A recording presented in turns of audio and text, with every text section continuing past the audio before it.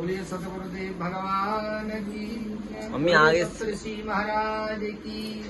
ये जो कथा है क्यों बस रखा जाता है, दशी पंचमी का किस पाप से छुटकारा मिलता है, वो आपको कथा श्रवण कराते हैं कि एक बार जब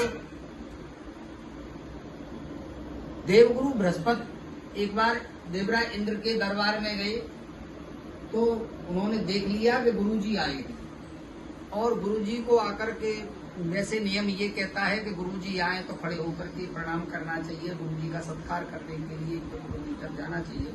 लेकिन इंद्र ने प्रणाम नहीं किया और चुपचाप बैठे रहे, क्योंकि पद का अहंकार होता है। तो गुरुजी को ये अच्छा नहीं लगा। गुरुजी ने सोचा कि इंद्र को अपने पद का अहंकार हो गया है, तो चुपचाप वहां से उठ करके चले गए। तो इंद्र को बाद में पता पड़ा कि हमारे गुरुजी उनसे क्रुद्ध होकर के चले गए, तो उनको मनाने के लिए उनके घर तक गए। अब घर तक गए तो गुरुजी वहां से भी अंतर्ध्यान हो गए। शिष्य का अहंकार नष्ट करना जरूरी था, तो वहां से अंतर्ध्यान हो गए। जब गुरुजी रूठ गए तो दैत्यों को ये पता पड़ गया कि शिष्य की गुरु की अनबन हो गई है, लड़ाई झगड़ा हो गया है, अनबन हो गई है, तो महाराज हमारा काम बन जाएगा। क्योंकि गुरुजी रूठ जाते हैं तो भगवान भी सहायता नहीं कर सकते। कहते हैं कि कबीरा हर के रूठते गुरु की शरण जाए, कहे कबीर गुरु रूठते हर नहीं हो सहाय। अगर भगवान रूठ जाए तो गुरुजी बात बना लेते हैं, गुरुजी भगवान को भी प्रसन्न कर लेते हैं। और अगर गुरु रूठ जाए तो भगवान भी रक्षा नहीं कर सकते। तब जब गुरुजी रूठ गए तो दैत्यों ने देवताओं पर आक्रमण कर दिया और उनका राज्य छीन लिया। अब सभी देवता मिलकर पहुंचे भगवान के पास में। भगवान से कहा कि प्रभु रक्षा करो। बोले मैं देवता तुम्हारी रक्षा नहीं कर सकता, जिस पर गुरु प्रसन्न होते हैं उसकी मैं रक्षा करता हूँ, जिस पर गुरु प्रसन्न नहीं होते उसकी मैं रक्षा नहीं कर सकता। तो बोले महाराज उपाय बता दो हमें। तो बोले उपाय ये है कि आप दो तुष्टा के पुत्र हैं विष्णु को, आप उनकी शरण में चले, वो ब्रह्म विद्या जानते हैं, वो तुम्हारी रक्षा कर सकते हैं। तो सभी देवता मिलकर के पहुंचे गुरुदेव के विष्णु महाराज के पास में और विष्णु से कहा कि बेटा आप हमारे पुरोहित बन जाओ। और उम्र छोटी थी तो उन्होंने कहा कि देवताओं में ये काम नहीं करूंगा, क्योंकि 4 काम तो निषिद्ध हैं, निंदनीय हैं। पंडिताई, पुरोहिताई, पुजारी गिरी और महंत गिरी, इनको नहीं करना चाहिए।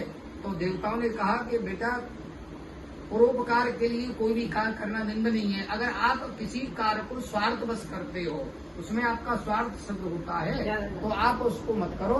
और अगर परोपकार के लिए कोई भी कार्य कर रहे हो तो वो निंदनीय नहीं है। देवताओं के पुरोहित बन गए विष्णु। तो विष्णु को ब्रह्म विद्या जानते थे, ब्रह्म विद्या का उपदेश किया, जिसे नारायण कवच भी कहते, और इंद्र को सत्यवान बना दिया। तो इंद्र ने नारायण कवच धारण करके विष्णु की आज्ञा से युद्ध किया और उनको राज्य में नहाया भी नहीं मम्मी, तुमने तिलक लगाया। अब जब विष्णु को पुरोहित बना लिया तो विष्णु को लेकर के उन्होंने यज्ञ करना आरंभ किया। विष्णु की जो माँ थी रचना थी, वो दैत्यों की बहन थी। अब दैत्य भी नाना मामा के नाते में लगते हैं, इसलिए उन्होंने उनके नाम से भी आहुति देना आरंभ किया। तो माँ ने कहा कि बेटा थोड़ा नाना मामा का भी ध्यान रखना। तो उन्होंने उनके नाम से भी आहुति, देवताओं के नाम से जोर से आहुति देते हैं और दैत्यों के नाम से धीरे से आहुति देते हैं। अब इंद्र को जब पता पड़ गया कि हमारे शत्रुओं की वृद्धि कर रहे हैं, मम्मी थोड़ा, तो उन्होंने विष्णु के जो 3 सिर थे, तीनों सिरों को काट दिया विरोध में। उनसे 3 पक्षी पैदा हुए, गौरैया, पपिया और तीतर।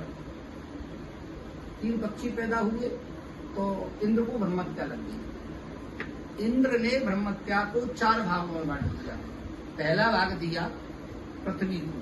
पृथ्वी में ब्रह्महत्या ऊसर के रूप में जहाँ रे होता है, रे पदार्थ जो होता है उसको स्पर्श करना भी दोष होता है। अच्छा, पृथ्वी को ये वरदान दिया कि जैसे गड्ढा होगा तो वो समतल हो जाया करेगा वर्षा ऋतु में। दूसरा भाग दिया जल को। जल में ब्रह्महत्या फैन के रूप में, इकाई के रूप में पाई जाती है। अच्छा, जल को भी ये वरदान दिया कि झरने आदि के द्वारा तुम्हारी वृद्धि हुआ करे। तीसरा भाग दिया वृक्षों को। वृक्षों के में ब्रह्मत्या गौंद के रूप में पाई जाती है, जो ऐसा पदार्थ होता है।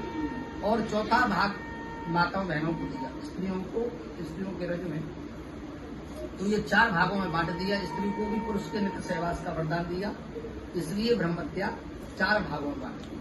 और उसी के निवारण के लिए अनजाने में जो पाप बन जाते हैं उनसे निवृत्ति के लिए ऋषि पंचमी का व्रत किया जाता है। बोले सप्तऋषि